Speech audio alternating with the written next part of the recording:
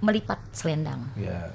Itu kan ada anak yang nggak bisa dibantu, jadi kerjasama. Kemudian juga bagaimana dia bersopan santun dengan yang lebih tua, gitu. Jadi Bagus banget itu. Iya. kita ada psikologinya, ada psikiaternya, Iya, gitu. iya, iya. Jadi yang di beberapa cabang sudah menerapkan itu, dan nyatanya dalam masa pandemi dia naik 200%. Wah. Itu di cabang Aida Cibinong. Cibinong yang luar biasa. Dia bisa beli ruko, muridnya 200% naik. Karena ada psikiater di situ yang melaporkan kegiatan anak-anaknya di setiap penampilan. Lu bayarannya murah ya, gitu.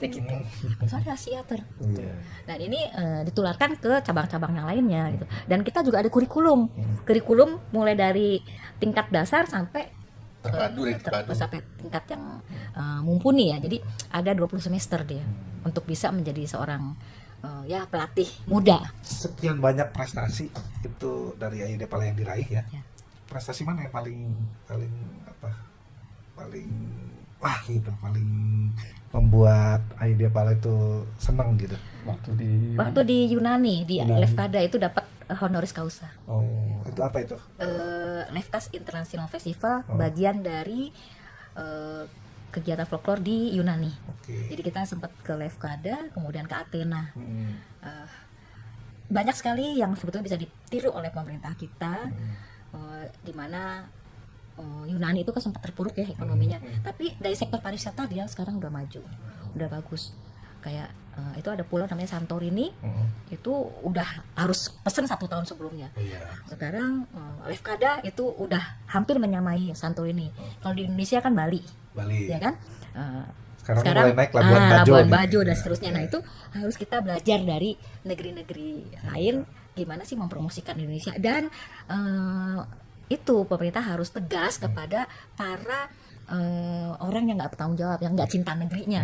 Berita buruk masuk. Saya waktu di Lefkada nih habis pentas ditepuk, jeng good evening, bahasa Indonesia aja. Saya sudah 14 tahun di Jakarta. Orang dari Jerman. Saya dengar kalian lagi pentas di sini. Tahun ini aja saya baru ke Lefkada. Biasanya setiap tahun saya tuh pasti ke Bali, ke Toba, ke pulau-pulau di Indonesia. Karena apa? Ada larangan, traffic warning buat kami warga negara Jerman untuk ke Indonesia. Karena adanya kasus-kasus kerusuhan gitu ya, dan itu. Jadi terus dalam hati, aduh ini PR-nya Indonesia nih. Jadi sebesar-besarnya promosi, kalau ada hal-hal yang buruk itu di blow up, nah ini jadi Pengaruh juga.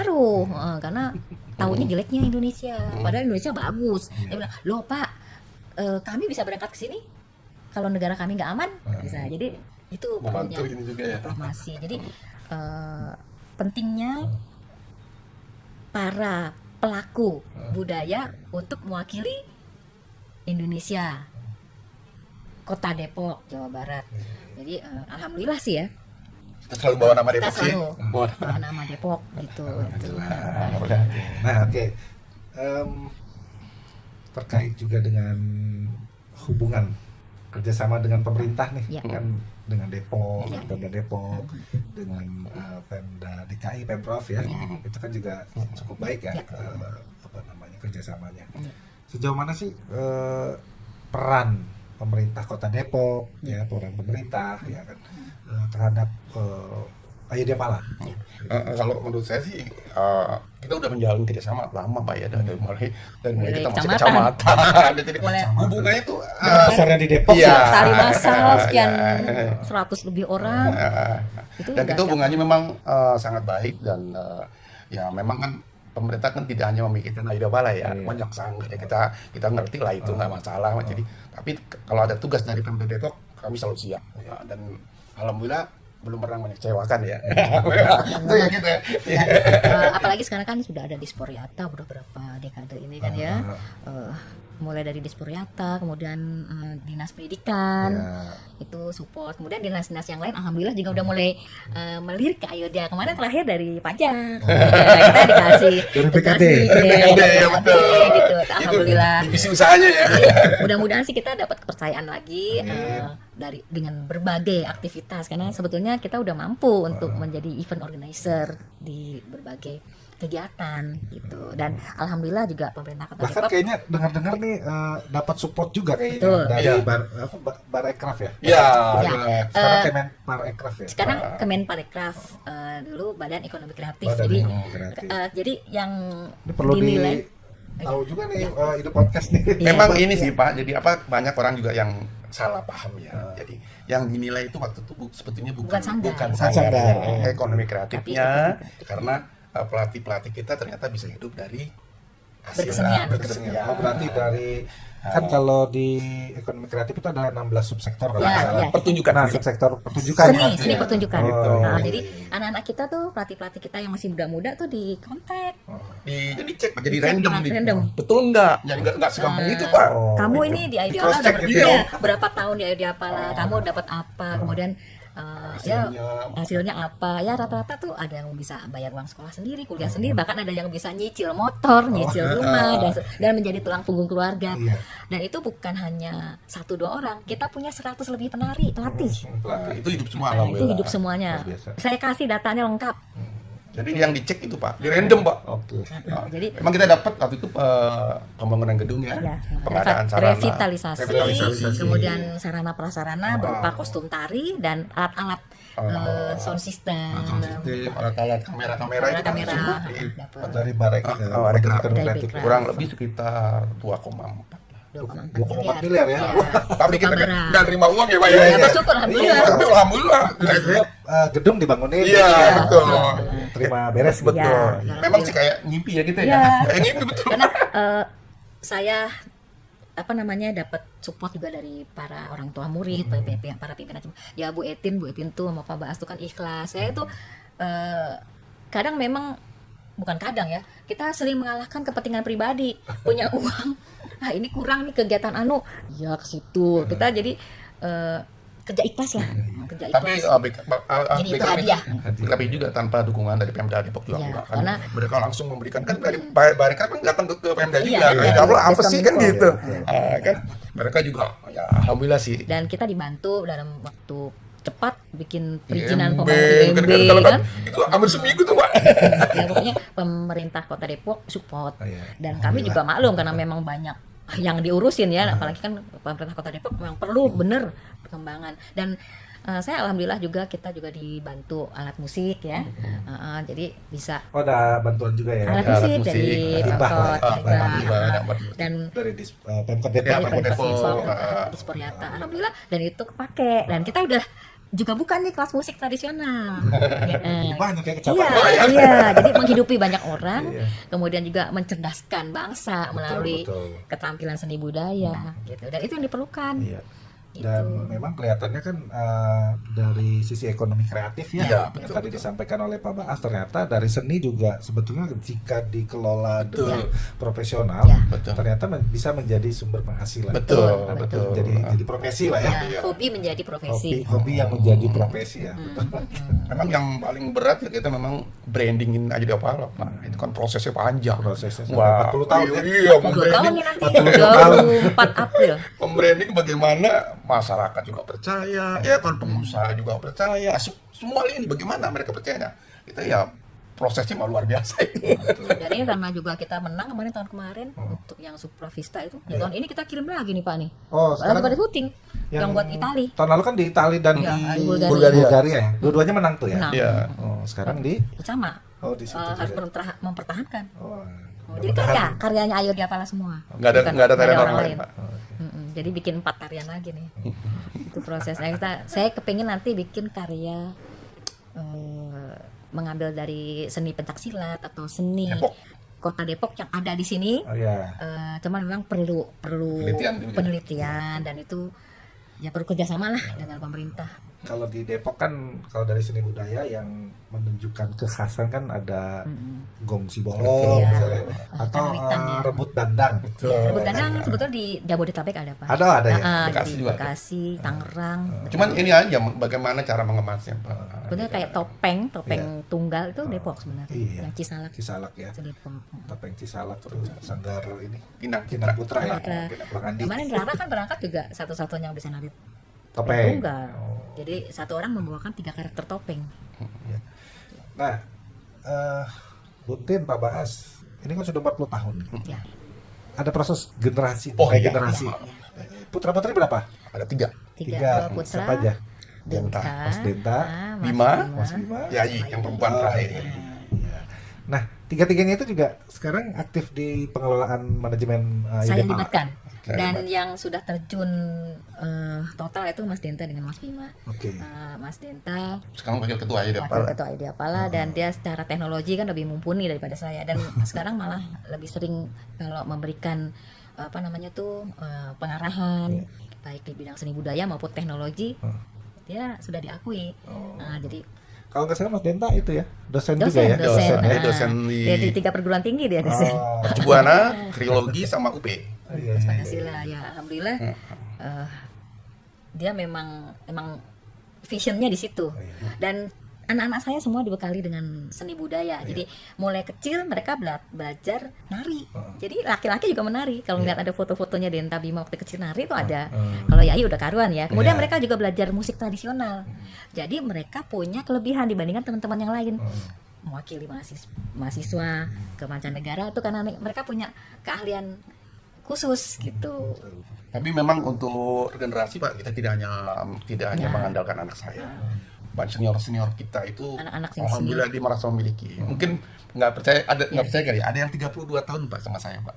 Jadi dia merasa udah kayak anak saya sendiri. Yang pokoknya begini. Jadi nanti yang mengelola tidak hanya anak saya. Dan saya yakin mereka itu memang bisa dipercaya. Dan sekarang saya lihat kayak Gita, gitu.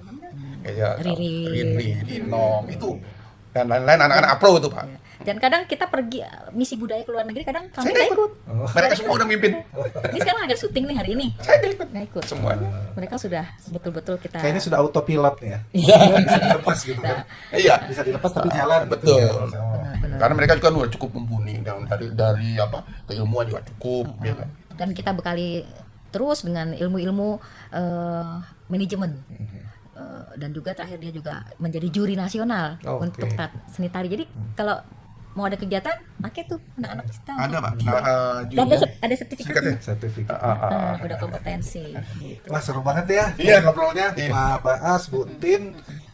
Tentunya insya Allah banyak sekali informasi yang Ya. tadi sudah digambarkan dan sudah disampaikan oleh Bu Tin dan Pak Baas bisa menjadi informasi dan inspirasi buat Insya Allah. Sobat Ide. Satu nih saya mau tanya pertanyaan terakhir. Bukan pertanyaan sih, lebih ke untuk Bu Tin dan Pak Baas nih kira-kira harapannya terhadap perkembangan pelestarian seni budaya yang ada di Kota Depok. Karena kan Depok udah sedemikian maju nih ya, menjadi kota metropolitan gitu kan. Identitas-identitas yang menunjukkan kedepokan ataupun kedaerahan kita nih kelihatannya sudah mulai luntur. nih Luntur. ya. Nah, menurut Buntin dan Pak Baas tuh seperti apa? Ya. Harapannya kayak gimana gitu? Harapan ke depan ya. Ya. Saya sih kepinginnya di Depok ini ada sekolah yang menjurus ke seni budaya. Sekolah umum sebenarnya, Ya. tapi seperti SMK atau SMP yang Ada kekhususan. ada kekhususan seni budaya. Kalau sementara kan masih di SMP 1 tuh SMP ya. 1 negeri. SMP 1. Sekolah swasta juga kan bisa. Kalau kan Iya. ditambah sekolahnya. Jangan cuma SMP 1 karena daya dukungnya kan nggak cukup. Sementara anak-anak yang berkemampuan kan banyak. Nah, saya sih kepingin bisa memperkaya Kota Depok ini dengan sekolah formal di bidang seni budaya yang menjadi pusat kajian bagi masyarakat Indonesia. Mudah-mudahan jadi blueprint ya. Amin. Kota Depok ini buat Ya, mudah-mudahan nanti bisa jadi catatan di di dinas pendidikan Ya, barangkali ya. dan mudah-mudahan juga. Terus kalau- Karena kita sudah, saya merasa bahwa kita tuh sudah mampu untuk ke situ karena SDM-nya sudah dan siap. Ayu Diapala itu secara pribadi itu sering diminta untuk menjadi narasumber bagi SMK ataupun bahkan UNJ, IKJ untuk kurikulum Oh, yang sekarang ini dibutuhkan oleh masyarakat apa sih gitu. Jadi kayak Ibu Wulandari, Mas Denta itu menjadi narasumber. iya. Dan sebetulnya ilmu-ilmu yang ini loh yang banyak dipakai. Jadi lulusan Ayu Diapala tuh kenapa nggak ada yang nganggur? Karena mereka dibekali ini dan kita kaya, kita Nusantara dari Aceh sampai Papua ada gitu. Kalau buat saya di Pemda di Depok ini banyak sekali Pak sanggar-sanggar yang bagus-bagus. Ya, cuman ya mereka mungkin pemerintah harus mulai memberikan pembinaan terutama masalah ini Pak manajemen. Cara mengelola sanggar itu saya rasa ya itu paling utama Pak. Saya rasa bagus-bagus kok sanggar-sanggar itu. Ya cuman pengelolaan sanggar mereka belum begitu ini. Jadi menurut saya itulah yang mungkin harus diberikan. Kita udah punya kiat. Kita udah punya namanya produk tuh 8 langkah menuju sanggar yang berkesinambungan. Nah, perlu di-share tuh. Kalau memang suatu saat nanti kita dipercaya oleh Pemkot Depok untuk memberikan sumbang saran, siap. Kita punya orangnya yang bisa memberikan masukan.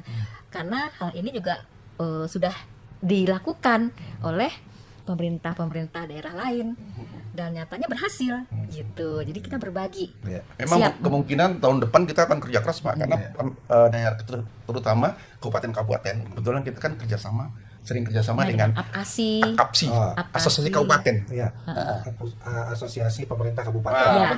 Iya. Jadi kita memberikan inian ke seniman-seniman daerah itu bagaimana membuat sanggar yang berkelanjutan. Jadi dari mulai promosi bagaimana ya kelihatannya kita udah banyak ya yang berminat dari kabupaten itu. Wah, itu perlu banget katanya gitu kan. Ya kami kan di daerah nggak ngerti itu gitu kan. Ya bagaimana Ayo Dapala bisa nggak begitu ngeliat Ayo Dapala mau gitu. dan kita ternyata bukan hanya kesenian aja yang ini, kita juga secara teknologi kita terus dipercaya pembuatan film animasi tarian daerah. Ya, dari kerjasama dengan ada ya itu ya. Ingat kerjasama dengan Gunadarma. Gunadarma. Jadi kayak film Upin ya. Upin. Jadi kita, nah itu bisa menjadi hak patennya Ayo Dapala untuk standar penilaian, misalnya ini tari pendet misalnya ya. Tari pendet tangannya agemnya mesti gimana? Kalau peserta ujian nggak sama dengan itu masih salah, nilainya kurang gitu. Jadi itu udah sampai seperti itu kita standarnya. Dan kita juga dipercaya oleh beberapa perguruan tinggi untuk branding dengan Universitas Trilogi. Kita ada sekretariat di sana, dikasih dan dikasih tempat gratis sampai gedung keseniannya. Jadi dipinjemin tempat 5 tahun. 5 tahun Pak. Gratis tuh ya? Ya, gratis di depan di Kalibata. Dulu Stekpi Pak. Sekarang udah saking kepengennya Ayo Dapala bisa mengembangkan sayap dan banyak masyarakat sebetulnya yang butuh. Ya, Pak Baas, Buntin, alhamdulillah terima kasih nih sudah ngobrol-ngobrol santai bareng kita dan tentu sudah banyak informasi yang tadi diserap oleh teman-teman di podcast dan mudah-mudahan ini juga menjadi ladang pahala lah untuk Buntin dan Pak Baas yang sudah mau berbagi kiat-kiatnya dalam pengelolaan sanggar. Terima kasih sekali lagi. Dan demikian tadi Sobat Ide, bincang-bincang kita bersama pimpinan Sanggar Ayo Dapala, ada Buntin dan Pak Baas. Kita akan ketemu lagi di Ide Podcast berikutnya. Jangan lupa like, komen, dan subscribe. Sampai jumpa lagi di Ide Podcast. Ide Podcast, ini ide gue, mana ayo.